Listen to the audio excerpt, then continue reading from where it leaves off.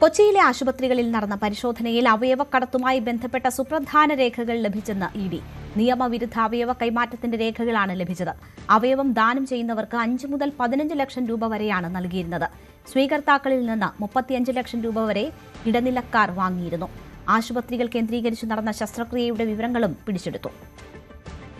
Dani Paul വിവരങ്ങളുമായി ചേരുന്നു. Dani, ഇതിന്റെ കൂടുതൽ വിശദാംശങ്ങൾ വരുമ്പോൾ ഞെട്ടിക്കുന്ന വിവരങ്ങളാണ് പുറത്തുവരുന്നത്. ഇടനിലക്കാർക്ക് തുച്ഛമായ പണം നൽകി അവരുടെ ദാരിദ്ര്യം വരെ മുതലെടുത്തുകൊണ്ട് നടന്ന വലിയ തട്ടിപ്പിന്റെ വിവരങ്ങൾ പുറത്തുവരുന്നു.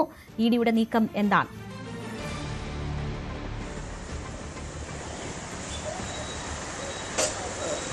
രേണുക, ഇതിൽ ഈ പണം അവരെ നൽകി വഞ്ചിച്ചു എന്നതിൻ്റെക്കാൾ അപ്പുറത്തുള്ള ഇതിനൊരു മാനം എന്ന് പറയുന്നത് സംസ്ഥാനത്ത് നിലവിലുള്ള അല്ലെങ്കിൽ രാജ്യത്തെ നിലവിലുള്ള യാതൊരു നിയമവും അനുസരിക്കാതെ തന്നെ വളരെ ആസൂത്രിതമായി ഇത്തരം അവയവ മാറ്റം നടന്നു എന്നാണ്. നിയമവിധേയമല്ലാത്ത കാര്യങ്ങളാണ് നടന്നിരിക്കുന്നത് എന്നതാണ് ഇതിലേറ്റവും ഗൗരവതരമായ കാര്യം. അതിന് ആശുപത്രികൾക്ക് എത്രമാത്രം പങ്കുണ്ട് എന്നതാണ് ഇഡി അന്വേഷിക്കുന്നതിൽ ഗുരുതര കുറ്റങ്ങൾ വരാവുന്ന ഒരിടമെന്ന് പറയുന്നത്.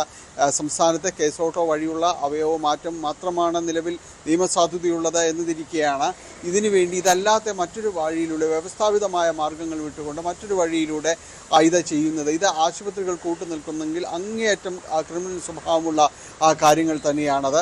അപ്പോൾ അവരുടെ മുന്നിലേക്ക് കൊണ്ടുവന്ന രേഖകൾ അത് പരിശോധിച്ച് അതിൻ്റെ ഒരു സുതാര്യത അവർ ഉറപ്പിച്ചിട്ടില്ലായിരുന്നു എന്നതാണ് ഇതിലുള്ള ചോദ്യമായി ഉയരുകയും ചെയ്യുന്നത്.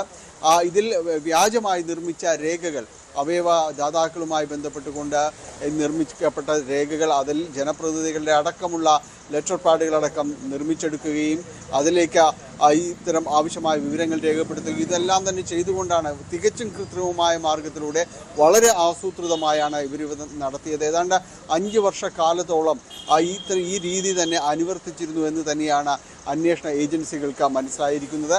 അതിൽ പ്രധാനപ്പെട്ട ആശുപത്രികൾ കൊച്ചിയിലേതടക്കം പരിശോധിക്കപ്പെടുകയും ചെയ്തു. ഏതാണ്ട് 5ഓളം ആശുപത്രികളിലാണ് ഇത്തരം ഒരു പരിശോധനകൾ നടന്നത്. ഇവിടെ നിന്ന് രേഖകൾ പിടിച്ചെടുത്തിട്ടുണ്ട്. അവർക്ക് പണം നൽകിയതടക്കമുള്ള കാര്യങ്ങൾ തെളിഞ്ഞിട്ടുണ്ട്. ഇത്തരം കാര്യങ്ങൾ പിടിച്ചെടുക്കുകയും ഇതിന് ഇടനിലക്കാരായി വർത്തിച്ചവർ ഇവർ മാത്രമല്ല, ഇപ്പോൾ അറസ്റ്റിലുള്ള നജീബും ഭാര്യയും ഉള്ളവരുണ്ട്. ഏതാണ്ട് 5ഓളം പേരെ അറസ്റ്റ് രേഖപ്പെടുത്തിയിട്ടുണ്ട്. അപ്പോൾ ഇവർ മാത്രമല്ല, അതിന് ഇടനിലക്കാർ വേറെയും ഉണ്ടായിരുന്നു എന്നുള്ള വിവരങ്ങൾ കൂടി വരുന്നുണ്ട്. ഇവരുടേതടക്കം അക്കൗണ്ടുകൾ മരവിപ്പിച്ചിട്ടുണ്ട്. അതിലുള്ള പരിശോധനകൾ തുടരുകയാണ്. ഇവർക്ക് എന്തിനാണ് ഇത്രയധികം പൈസ ആശുപത്രികൾ തന്നെ നേരിട്ടും അല്ലാതെയും എല്ലാം തന്നെ കൊടുത്തിരിക്കുന്നത് എന്ന കാര്യങ്ങളെല്ലാം തന്നെ പരിശോധിക്കപ്പെടുകയാണ്. ഈ തുടർ പരിശോധനകൾ ഉണ്ടാകുമെന്ന് തന്നെയാണ് മനസ്സിലാക്കുന്നത്. അതോടൊപ്പം തന്നെ കൂടുതൽ ആളുകളെ ഇതുമായി ബന്ധപ്പെട്ടുകൊണ്ട് ചോദ്യം ചെയ്യേണ്ടി വരുമെന്ന് സൂചനകളും വരുന്നുണ്ട്.